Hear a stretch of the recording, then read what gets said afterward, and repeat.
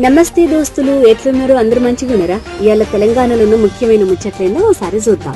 సంక్రాంతి పండుగకు ఊర్లలోకి పోయేటోళ్లకు తెలంగాణ ఆర్టీసీ 6431 ప్రత్యేక బస్సులు ఏర్పాటు చేసింది. జనవరి 9 నుంచి MGBS, JBS, Uppal, LB Nagar తదితర చోట్ల నుంచి ఈ బస్సులు నడుస్తాయి. ప్రత్యేక బస్సులలో 50% అదనపు ఛార్జీలు ఉండనున్నాయి. ఏప్రిల్లో 2వ విడత ఇందిరమ్మ ఇళ్లను పంపిణీ చేయనుంది రేవంత్ సర్కార్.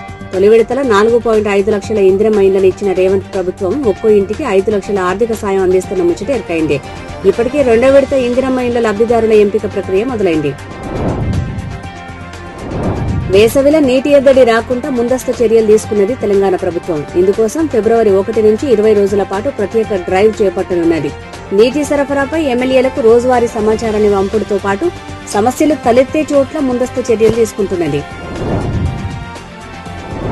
10 ఏళ్ల పాలనలో దాదాపు 25 లక్షల ఎకరాల్ని కబ్జా చేసిన బీఆర్ఎస్ పార్టీ అధికారం పోయేట వరకు రేవంత్ ప్రభుత్వం మీద బురద జల్లేటందుకు ప్రయత్నం చేస్తున్నది.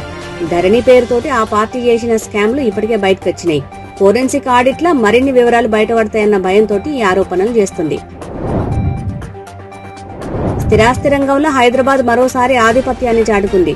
2025 జూన్ నుంచి హైదరాబాద్ లో 4% ఇండ్ల అమ్మకాలు పెరిగినాయని నైట్ ఫ్రాంక్ ఇండియా నివేదిక విడుదల చేసింది. అదే సమయంలో ఆఫీస్ అద్దె విభాగంలో 10% గ్రోత్ ఉన్నట్టు తేల్చింది. ఇక ఈ తెలంగాణలో ఉన్న ముఖ్యమైన ముచ్చట్లు.